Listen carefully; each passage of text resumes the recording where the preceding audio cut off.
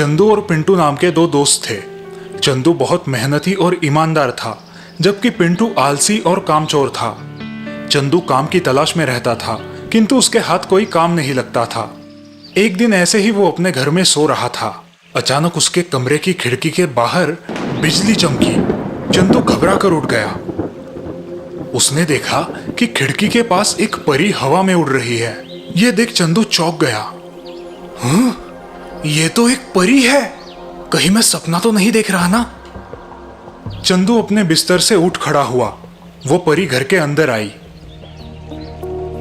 चंदू, तुम बहुत अच्छे युवक हो, मैं तुम्हें कुछ देना चाहती हूँ। परी चंदू को एक तस्वीर देती है। चंदू, ये एक जादुई घर की तस्वीर है। इस घर में बहुत सारे हीरे जवाहरात छुपे हैं जो तुम्हें मिल जाएंगे, लेकिन घने जंगल में छुपे इस घर को तुम्हें खुद ही ढूंढना होगा। और याद रहे, अगर तुमने लालच करके कुछ मांगा तो तुम हमेशा के लिए इस घर में कैद हो जाओगे।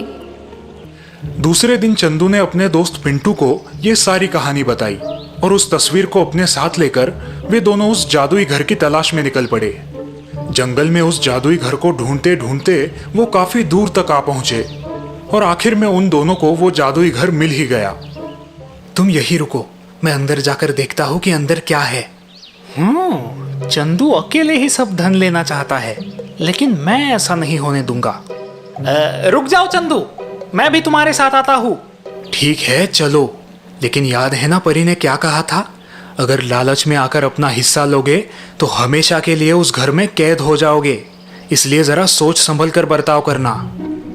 वो दोनों उस जादुई घर के अंदर जाते हैं। जैसे ही वो घर के अंदर जाते हैं, घर का दरवाजा अंदर से अपने आप बंद हो जाता है। वो देखते हैं कि उस घर में बहुत सारा सोना, हीरे और जवाहरात रखे हुए हैं। परी के कहे अनुसार चंदू अपनी जरूरत के हिसाब से धन ले लेता है। वो पिंटू को भी अपना हिस्सा लेने की गुजारिश करता है, लेकिन इतने सारे हीरे जवाहरात देखकर पिंटू अपना लालच रोक नहीं पाता। चंदू, तुम एक काम करो, तुम अपना हिस्सा लेके बाहर जाओ, मैं बस तुम्हारे पीछे ही आता हूँ। देखो पिंटू, मैं तुम्हें फिर एक बार कहता हूँ, जितना जरूरी है बस उतना ही धन लेना, लालच की तो पछताओगे। अरे हाँ हाँ, तुम फिक्र मत करो, मैं सब देख लूंगा। अब जाओ, बाहर जाकर मेरा इंतजार करो, मैं अभी आया। जैसे ही चंदू बाहर आया, पिंटू पर उसका लालच हावी हो गया। वो उस घर में पड़ा सारा सोना, हीरे जवाहरात एक साथ इकट्ठे करने लगा। तभी अचानक उस घर में एक तेज रोशनी चमकी। उस घर का दरवाजा अंदर से बंद हो गया। वो सारा सोना, हीरे और जवाहरात एकदम से गायब हो गए और उन्हीं के साथ वो घर भी। चंदू बाहर खड़ा ये सब नजारा देख रहा था और उस घर के साथ साथ अपने दोस्त को भी गायब हुआ देख वो बड़ा ही निराश हो गया। वो जादुई घर और पिंटू दोनों कभी उस जगह वापस नहीं आए।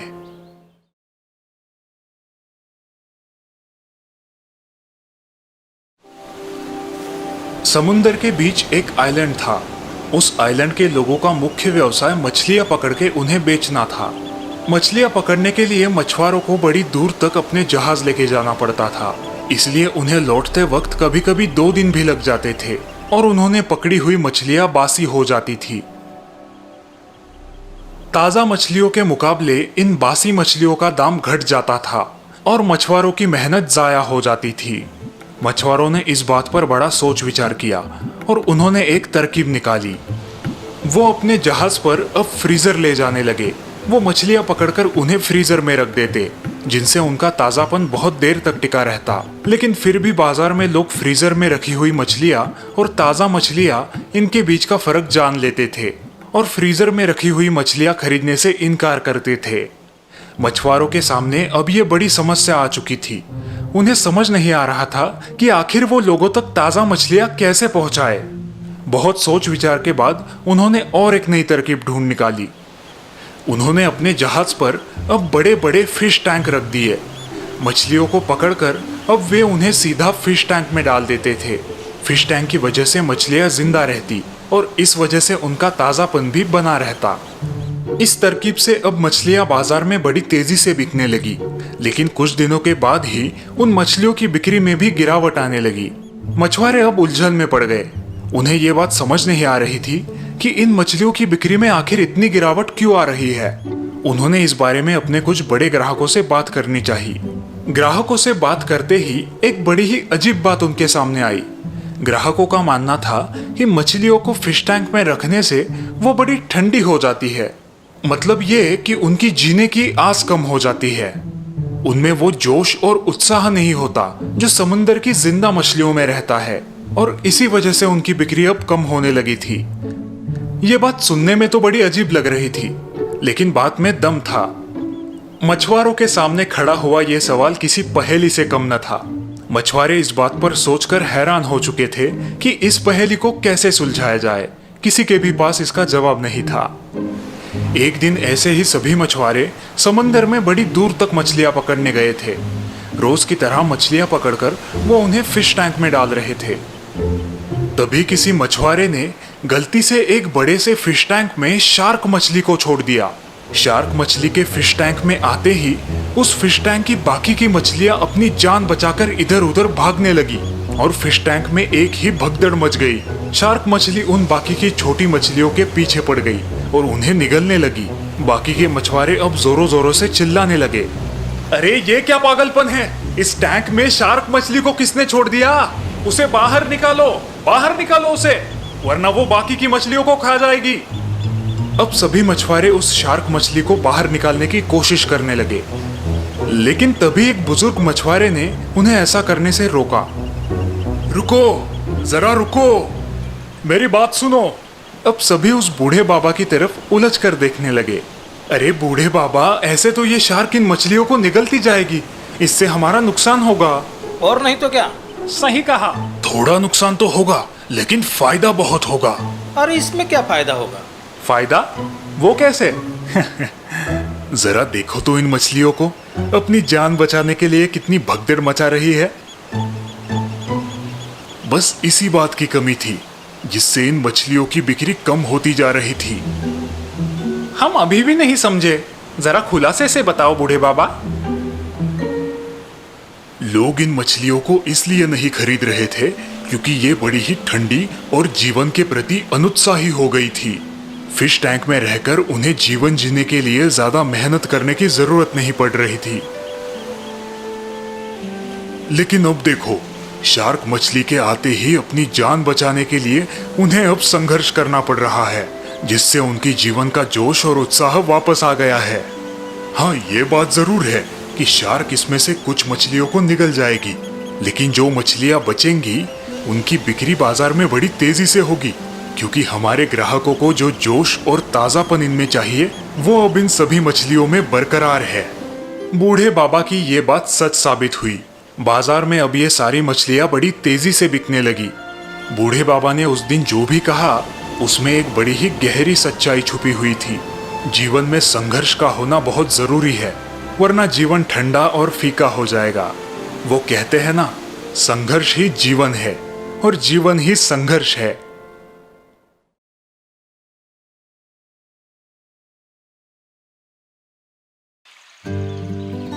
बंदरबाड़ी नाम का एक छोटा सा गांव था। गांव में ज्यादातर लोग किसान ही थे जो खेतीबाड़ी करके अपना गुजारा किया करते थे। गांव वैसे तो बड़ा ही शांत और सुंदर था और गांव के लोग भी अपना काम पूरी ईमानदारी के साथ किया करते थे। उस गांव में सिर्फ एक ही समस्या थी। गांव में बंदरों की टोलियां बहुत ही ज्यादा उद्यम मचाया करती थी। गांव वाले इन बंदरों से बड़े परेशान हो गए थे। वो दिन भर गांव में यहाँ वहां उछलते कूदते रहते, कभी किसी के घरों में घुस जाते और वहां की चीजें उलट पुलट कर रख देते। दिन भर गांव में इन बंदरों की टोलियां घूमती रहती। इतना ही नहीं, रात को भी ये बंदर चीखते चिल्लाते और घरों की छतों पर लंबी लंबी छलांगे लगाया करते। गांव वालों की तो नींद ही हराम हो गई थी। एक दिन उस गांव में एक सौदागर आया। यह सौदागर खुद को बंदरों का सौदागर कहा करता था। आते ही उसने गांव में एक ऐलान कर दिया, सुनिए गांव वालों, मैं एक सौदागर हूँ, बंदरों का सौदागर। मैं आप लोगों से एक सौदा करना चाहता हूँ। मुझे यकीन है कि यह सौदा आप सबके लिए फायदेमंद साबित होगा। कैसा सौदा भाई, जरा खुल के बताओ। हाँ, बताता हूँ जी। मैंने देखा है कि इस गांव में बंदरों ने बड़ा उद्यम मचाया है। इस बारे में मैं आपकी मदद कर सकता हूँ। नेकी और पूछ पूछ, हमें सौदा मंजूर है। अरे भाई, पहले उसकी पूरी बात तो सुन लो। बिल्कुल ठीक कहा आपने। तो सौदा ये होगा कि आप लोग बंदरों को पकड़ के मुझे लाके दोगे और मैं हर एक बंदर के पीछे आपको 10 रुपए दे दिया करूंगा। बंदरों को पकड़ने के 10 रुपए? अरे वाह, ये तो बड़ी अच्छी बात है। कहा था ना मैंने कि यह सौदा आपके लिए फायदेमंद साबित होगा। आपको पैसे भी मिलेंगे और इस गांव में बंदरों ने जो उद्यम मचाया है वो भी कम हो जाएगा। और फिर क्या, दूसरे ही दिन से सारे गांव वाले हाथ धो के बंदरों के पीछे पड़ गए। अपना काम धाम छोड़ के वे सब अब बंदरों को पकड़ने का काम करने लगे। सबको 10 रुपए जो कमाने थे। धीरे धीरे गांव में बंदरों की संख्या कम होने लगी और गांव वालों को बंदरों को पकड़ना मुश्किल होने लगा। बंदरों की संख्या घटते ही गांव वालों का उत्साह भी कम होने लगा। लेकिन सौदागर ने अब फिर एक नया ऐलान किया। वो हर एक बंदर के पीछे गांव वालों को 20 रुपए देने के लिए तैयार था। फिर क्या, गांव वालों का उत्साह फिर से बढ़ गया। वो बंदरों को चुन चुन के पकड़ने लगे। उन्हें 20 रुपए जो मिल रहे थे। लेकिन आखिरकार गांव के सारे बंदर अब पकड़े जा चुके थे। गांव में एक भी बंदर अब ढूंढने से भी ना मिलता था। तभी सौदागर ने फिर से एक नया ऐलान किया। वो अब गांव वालों को हर एक बंदर के पीछे 30 रुपए देने के लिए तैयार था। अब गांव वाले 30 रुपए की लालच में आकर जंगल में जाकर बंदरों को पकड़ने लगे। लेकिन थोड़े ही दिनों में जंगल के बंदर भी साफ हो गए। सौदागर ने अपना दाम फिर से बढ़ाया। वो अब हर एक बंदर के पीछे 50 रुपए देने के लिए तैयार था। सौदागर ने अपना कारोबार अपने एक दोस्त के हाथों में सौंपा और वो खुद कुछ दिनों के लिए दूसरे गांव व्यापार के लिए चला गया। यहाँ पर गांव वाले बड़े परेशान हो गए थे कि आखिर वो बंदर पकड़ के लाए तो लाए कहां से। हर एक बंदर के पीछे 50 रुपए, ये एक भारी कीमत थी। वे सब इस बात पर सोच ही रहे थे कि उस सौदागर के दोस्त ने गांव वालों के सामने एक बड़ा ही अजीब प्रस्ताव रखा। सुनिए गांव वालों, आप सभी मुझसे 40 रुपए में बंदर खरीद लीजिए और सौदागर के लौटते ही उसे वही बंदर 50 रुपए में बेच दीजिए। इससे आपका फायदा भी होगा और आपको बंदरों को पकड़ने की झिक-झिक भी नहीं करनी पड़ेगी। क्यों, ठीक कह रहा हूं ना? यह सौदा अजीब तो था लेकिन फायदेमंद था। सभी गांव वाले अब बंदरों को खरीदने के लिए दौड़ पड़े। सभी लोग ज्यादा से ज्यादा बंदर खरीदना चाहते थे ताकि आगे जाके उन्हें ज्यादा मुनाफा मिले। बंदरों के खरीदने की बोली पर अब गांव में झगड़े भी होने लगे। बंदरबाड़ी का वातावरण अब ईर्ष्या और झगड़े से प्रदूषित हो गया था। जल्द ही वो सारे बंदर लोगों ने खरीद लिए और वे सौदागर के लौटने का इंतजार करने लगे।